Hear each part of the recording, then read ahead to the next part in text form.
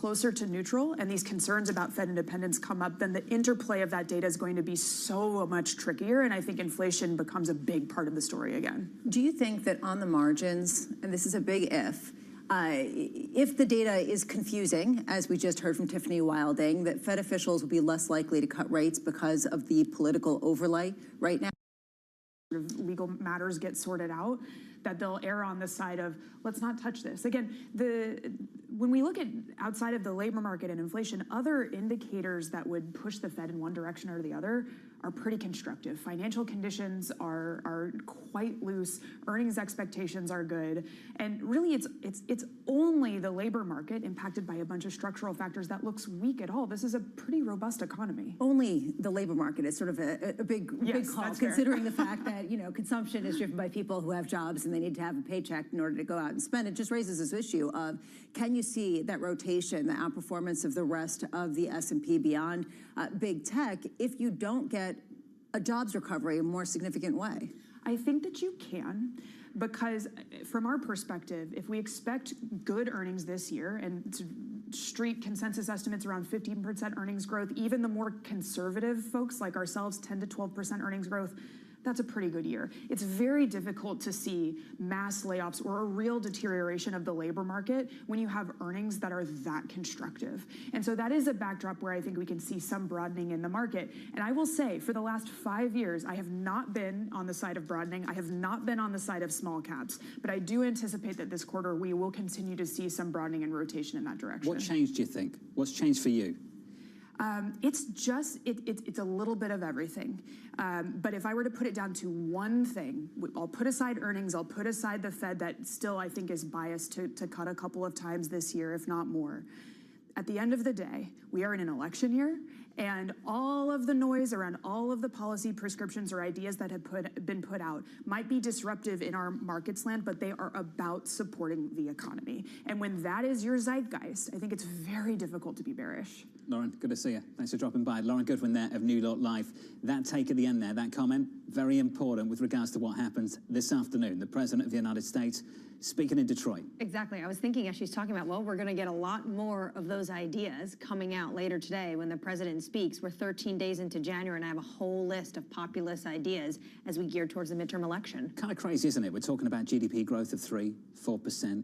Earnings growth, double digits, and yet we're concerned about the labor market still. That's the world we're in. It's quite unique. Well, people aren't able to get a job so easily if they lose their jobs. And this is a huge existential fear at the same time that you have a lot of people who still are feeling the effects of year-over-year inflation. And that has been the issue facing us in a lot of these consumer surveys that President Trump will be speaking to later this afternoon in Detroit. Looking forward to your chat tomorrow as well. Thank you. With Ed Bastian. Me no too. doubt that's going to feature inequality too.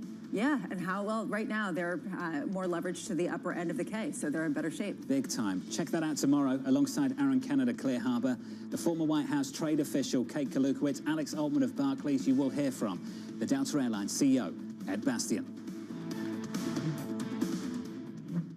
You know how the market day started. Find out how it finishes. Public markets to private markets. From the micro to the macro. Covering retail, entertainment, the business of sports. The supply chains, trade policy, how it all is impacting the U.S. equity market as we drive to the closing bell at 4 p.m. A holistic approach to covering financial markets. If it matters to your life, we're covering it. I'm Katie Greifeld. And I'm Romaine Bostic, and this is The Close. Live every weekday. Only on Bloomberg. Context changes everything. The game here is understanding. These digital assets have the ability to change the payment landscape of the world. And we need to be ready. We, the regulators, the world needs to be ready for a new wave of technology. Stablecoins are almost entirely used in the mechanisms of trading cryptocurrencies. What we saw is the opportunity for digital assets broadly, stablecoins in particular, to be used as a medium of exchange outside of the crypto world, what is today the fiat currency world. At some point, I think these digital asset wallets will be big enough and people will be comfortable enough using them. I think we'll have a flip from conventional payment mechanisms into stablecoin-based mechanisms. Does that mean banks such as yourselves issuing stablecoins? We could. We are issuing Hong Kong dollar stablecoins today. We're in a sandbox for tokenized bank deposits in Hong Kong. We're effectively issuing tokens related to trade finance in Singapore. So it's all on the table, but we're always going to tie it back to what our clients want and need. Because if we don't get that one right, the rest doesn't matter. The market capitalization of both type of instruments, crypto and digital assets, are both very low. Stablecoins today have $20 billion of flows a day. It's less than 1% of the flows of the payment system in the world. But because they have the ability to be very helpful in use cases, particularly in retail to begin with, but then potentially on the wholesale side, I think we will see a lot more of them.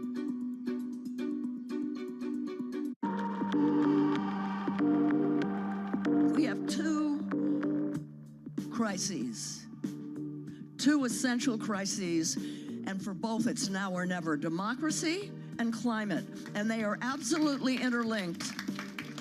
And we have to solve them together.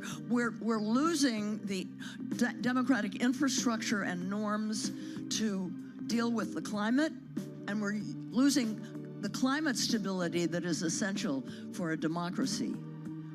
We have to solve them together.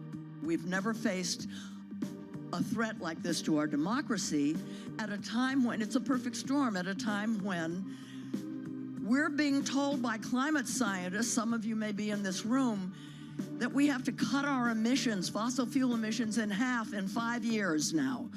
You know, when I started to realize what was happening, it was 12 years, and we haven't done it. Join me each week on Wall Street Week for stories of capitalism from business, markets, economics, tech, and climate. More than what you need to know, it's what you need to think about. 30 minutes until the start of trading.